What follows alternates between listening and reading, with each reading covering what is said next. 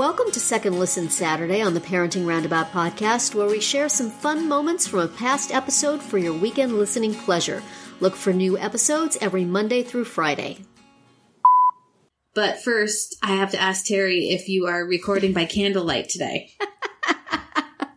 So far today, we are in the modern era. Okay. Everything's good. But we were going to record this podcast a few days ago, and as we drew near to recording time, our power went out. It was a very rainy day, so possibly that had something to do with it. Also, they're messing with the power lines all around town. We have streets dug up all over the place, so it's possible that something got nicked that way. But for about 2.5 hours, we were without electricity. And it was... whenever that happens, you think, how long could I go before this would be a problem? I can use my phone's hotspot to still get the internet for a while, but eventually everything's going to be uncharged. Yep. And then, what will we do? Mm-hmm. So normally when our power goes out, it comes right back on right away. So, that didn't happen. And then I was, going on the utility company website and checking to see if they had us on their map of outages, and then I reported it, and then a triangle popped up on the map next to my house. That's me. And then a few other triangles, and of course, then you go on Facebook and you say, power's out, and other people in your town go, me too, or not here. So it was this whole communal thing. And then it came back on, so it was a little diversion in the afternoon. But I do remember one time, a number of years ago, Hurricane Sandy. We were without power for, I think, a couple of days. It was a while. And then it was a big deal because it was all your charged devices lost power, and you had to be checking around where there was power in town so you could go charge up. Go to my kids' college, which was in a different town, and bring all my devices and plug them all in. And that got to be a little thing. And then, of course, I think I've told the story on this podcast before of when we were on vacation when Hurricane Irene, was it Irene? I know it was named after a friend of my son. Anyway, we were on vacation and there was a hurricane and the power was out for 2 days when we were on vacation. So we weren't even home, and the people in the lobby, the people who worked for the hotel were all dealing with power outages in their homes, and nobody was interested in helping the tourists. And it was do we go home or do we not go home? All the amusement parks were closed. So we stuck it out. We toughed it out. We would drive around until we found a restaurant or a gas station that was open and had power. But so anyway, as when this happens, it makes me think, remember when we didn't rely on electronic things for every second of our day? I mean, we always liked lights and heat and cooking and refrigeration and stuff like that. But we used to be able to do stuff like play games or do puzzles or read books by candlelight or something like that. Now I feel like not only are the basics of life requiring of power, but all our entertainment is requiring of power. And without power, we're just kind of sitting around going, is it back on yet? Is it back on? Check the lights. Flip the switch. Maybe it came back on. So I thought I'd ask you guys, is your family able to entertain themselves without electricity at all? Or is it your greatest fear that you might have to actually all just sit together and, talk? Well, I feel like my family could talk and have a conversation. But we all need the comfort of our phones. Yes. So we have to have our phones in our hands. And it's so bizarre because, I just think of where we've come, because we used to be able, before phones, obviously. And now it's we were having a family dinner the other night, and dinner was over and we were all sitting around the table eating. There were 6 of us or we were done eating. There were 6 of us and we were all chatting, but we all had our phone in our hands and we weren't actually looking at it. Mm-hmm. Yes. It was a comfort object piece. And, we were fiddling with it. And every once in a while somebody would check their phone. And I was thinking, oh my God, we all have our phones in our hands at the table. What is going on here? But, we just couldn't leave it alone for dinner and have conversation after dinner. So I thought, oh, that's so sad.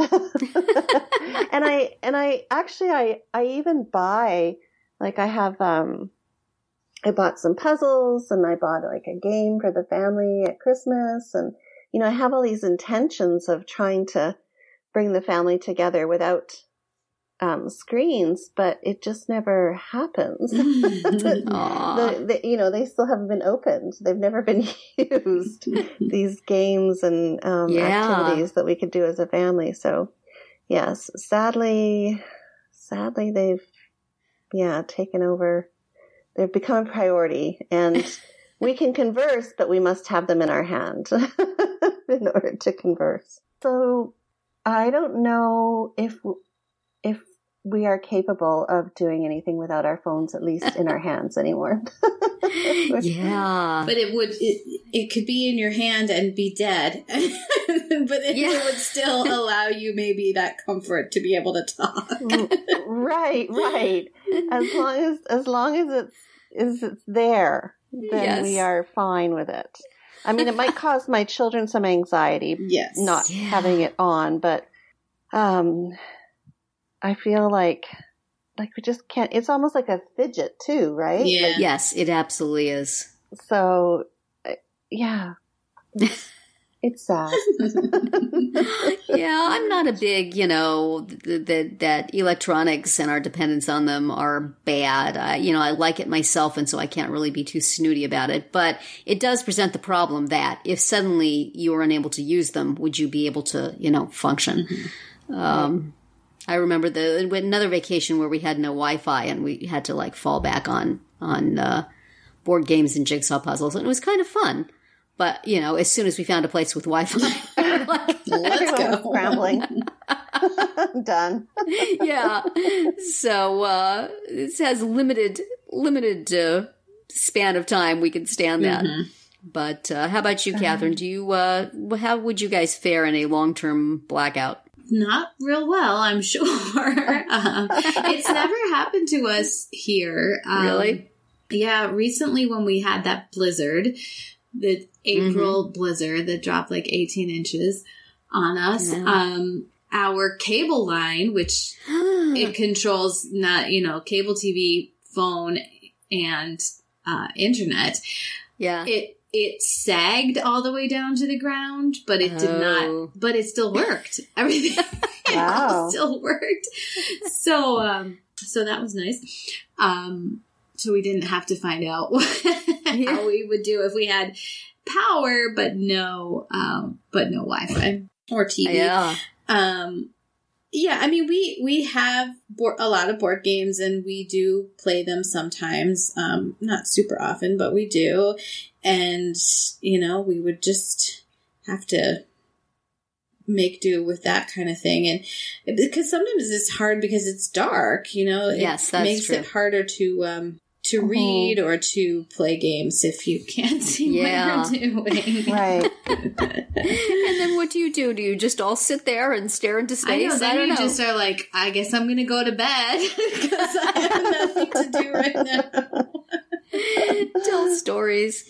Right, because you can't be outside because there's some sort of weather event happening. And, So the one nice thing about being without power during the hurricane was that it forced us to stop watching the Weather Channel, which, basically gives you the same news over and over and over again with increasing amounts of hysteria, even though really there is no news. Right. It's always fun watching the poor schlub who drew the short straw and has to be standing out at the end of the pier someplace, about to be blown into the ocean. Holding on for dear Yup, it's a hurricane! Pretty bad down here. Right. Yeah. But it was probably healthy to pull the plug on that for a little while. Yeah, when we had when there was that big one in the Northeast in 2003, that big blackout, which I don't know how long it lasted, like a day or something. We actually weren't home. We were visiting my parents in Ohio, and it didn't reach to where they were. So, but I remember that my friend who lived near us and had a daughter the same age as mine, and we met them through the child care center. And they were there, and she was at work in the city, and before the blackout happened, the caregivers had called her and said, we can't figure out what's going on, but she's just crying. She's like, she's unhappy and like she's not hurt. And, we just don't know what's going on, but, she's crying. And so my friend said, okay, I'm just going to come get her. I'm just going to leave work. And so she got home before the blackout happened. Like she wouldn't have maybe made it, if she had to stay in the city. So it was like, somehow. I know, she had like this intuition that she needed like the to. way, birds and animals can sense upcoming disasters. Mm-hmm. Right. And small children. So that was impressive. And she lived in a high-rise apartment building. I guess she probably had to climb up the stairs with that. Oh my God. That would freak toddler. me out. One of many good reasons not to live in a high-rise apartment building. But it did have beautiful views of Manhattan. Well, that's true. Yeah, but, if you're in an elevator, you can't, stuck in an elevator for a day and a half, you can't really see them. That is true. Well, hopefully they have a generator for those. Those occasions. So, I guess it could always be worse. It would definitely be a struggle for us. And then, we have 2 refrigerators and a chest freezer. So we'd be real upset. But don't you have your dried or cured meat that you can... There you go. You don't have to worry about refrigerating. You should see this. I might have to take a picture of the setup for the dried meat because my husband put up a plastic shower curtain, like to enclose it's like Dexter. I know. It looks like he's doing something real shady in there. It's just this little tiny space that he enclosed with the shower curtain. Oh, dear. No. And I didn't even realize he did it. And then I walked into that room. I was like, what is happening? Suddenly you're in a horror movie. Right. And he uses like humidifiers and dehumidifiers and things to create the right environment for his needs. So I don't know, Catherine. That would be a problem. Have you looked into those freezers there? Have you checked your knife drawer to make sure none of them are missing? I've seen this movie before. Right. It doesn't end well. No. Oh dear. But Wow. yeah, when the power went out here last week, we had a crock pot full of dinner cooking, and I'm like, well, what am I supposed to do with this? It's not, obviously it's turned off now since the power's out. Right. How long can it sit here without, it was ground beef. I'm like, how long can it sit here and still be okay to eat? If I leave the lid on, does it stay warm? Because that's the big thing that your mother always told you, right? Don't open the refrigerator, everything will stay cold. Yeah, right. So if I leave the top on the crock pot, does it stay hot? I don't know. But Mike called my husband. He said, oh, it's fine, because he's the cook. And he says, oh, yeah, it's mostly cooked. It's on for way longer than it needs to be. I'm like, okay, but I'm leaving the lid on.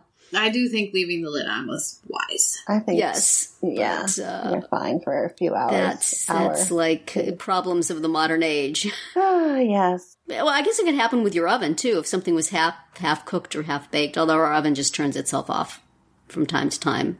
Right, regardless even when there is power outage. Do you guys know how to, work your circuit breakers? Do you ever check your circuit breakers when there's a power outage? I always feel like I'm supposed to do that, but I don't really know what I'm looking at. And I mean, I know how to turn them on and off. Mm-hmm. Like I know what to look for, but that's all you do with circuit breakers. Yeah, I only do it if a fuse blows. Yeah. I mean, I don't know how to change a fuse or anything, but yeah, I went to look at it and I thought to myself, is this even still a thing? Is this like outmoded technology that we don't really use these anymore? It's just here as a relic and I'm worrying about it. So this is when you go outside and you look for a neighbor outside their house and you go, do you have power? And if they say no, then it's like, oh, great. I don't have to worry about it now. It's not me. Okay. Gave it due diligence. Yes, and he left. absolutely. Well, my daughter had to go to work and her car was in the garage, so we had to pull the thing to disable the garage door opener. Pioneer times, y'all. Right, we had to open the garage door by ourselves. It's like being on Little House on the Prairie. I know. So, all civilization falls away. Tough times. Tough times, that's for sure. Yeah.